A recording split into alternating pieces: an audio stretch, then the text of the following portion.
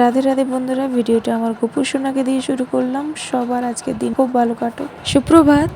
আজ জামাই ষষ্ঠী, তো সকাল থেকেই বাড়িতে তোড়জোড় চলছে। যেহেতু মা রয়েছে আমার বাড়িতেই, আমার বেটু হয়েছে, তোমরা তো সবাই জানো কম বেশি। আমি তো ভ্লগে সবার সাথেই শেয়ার করি। এখনও অবধি ওর ফেস রিভিল করিনি, কেননা বাড়ির কিছু নিয়ম থাকে, তো ওই টাইমটা পেরিয়ে গেলে অবশ্যই ফেস রিভিল করব।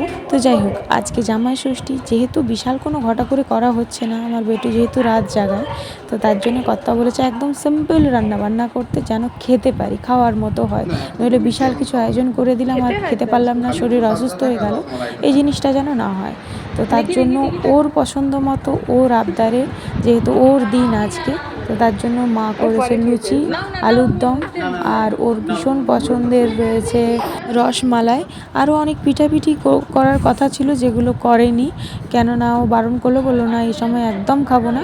কিন্তু আজকের ওয়েদারটা খুব ভালো। আগের দিন প্রচুর বৃষ্টি হয়েছে, আজকে ভীষণ ঠান্ডা ওয়েদার। এতদিনে আমি প্রথম দেখলাম জামাই ষষ্ঠীতে এত সুন্দর একটা ওয়েদার। যাই হোক, মনে হচ্ছে যেন আজকেও বৃষ্টি হবে, প্রচণ্ড মেঘ করে রয়েছে। তো কর্তা তো এত মিষ্টি খেলো না, ছবি তোলার জন্য সব প্লেট সাজিয়ে দেওয়া হলো। প্রসাদে একটু আম আর কলা দেওয়া হয়েছিল, জাম টাম সবই দেওয়া হয়েছিল, কিন্তু বললো কিচ্ছু নেবো না, ওইটুকুই দাও। তোমরা তো দেখলেই, মানে খুব সিম্পলভাবে খাওয়া দাওয়া করেছে, ভীষণ হিজিবিজি একদম না। মা তো রান্নার কাজে ব্যস্ত, তোমাদেরকে প্রথমেই দেখালাম 5 রকম ভাজাভুজি করে নিয়েছে। কুঁদরি ভাজা, আলু ভাজা, পটল ভাজা, ভেন্ডি ভাজা, বড়ি ভাজা। তার সঙ্গে করছে এই যে রুই মাছ দিয়ে পোস্ত হবে, তার জন্য ভেজে তুলে রাখছে। আর হবে মাটন। ব্যাস, আজ আর কোনো রান্না বান্না হবে না। আলু ভেজে তুলে রাখা আছে, মশলা সব কেটে রাখা আছে।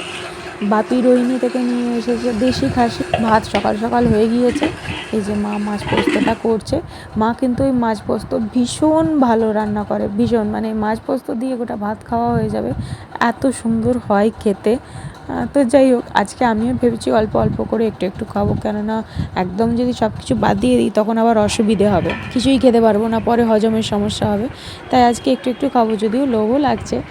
রান্নাটা কর্তা করেছে খাসি মাংসটা, কেননা ও খাসি মাংস খুব ভালো রান্না করে। মা সব জোগাড় করে রেডি করে মশলা বেটে টেটে সব কিছু করে দিয়েছি। ও শুধু রান্নাটুকু করেছে, কেন না যেহেতু ওর দিন, রান্নাটা যদি ওর পছন্দ মতো করে, তাহলে ও সুন্দর করে খেতে পারবে। বোন সব ডেকোরেট করে দিয়েছে, সব কিছু দিয়ে প্লেট সাজিয়ে দিয়েছে। তো এই যে খেতে বসেছে ও, বোন, সবাই মিলে। মা তো আজকে খাবে না, যেহেতু আজকে ষষ্ঠীর বার রয়েছে, কেননা ষষ্ঠীর নিয়মটা এরকমই থাকে। মা প্রতি বছরই ষষ্ঠীতে কিচ্ছু খায় না।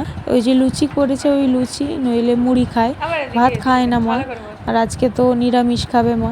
এই নিয়মটা একদম অন্য রকমের, ভালোও লাগে না মাঝে মধ্যে, যে এত কিছু আমাদের জন্য রান্না বান্না করে দেওয়ার পরে মা নিজে কিছু খাচ্ছে না, ওটা খুব খারাপ লাগে। তো যাই হোক, কর্তাকে বললাম কী গো রান্না বান্না হয়েছে, তুমি একটু মাংসটা খেয়ে দেখো কেমন রান্না করেছো নিজে।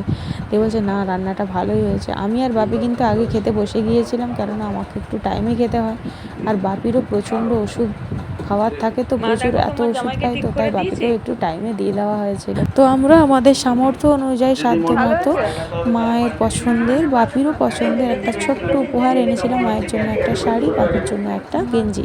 তো বাপি মায়ের ভীষণ পছন্দ হয়েছে।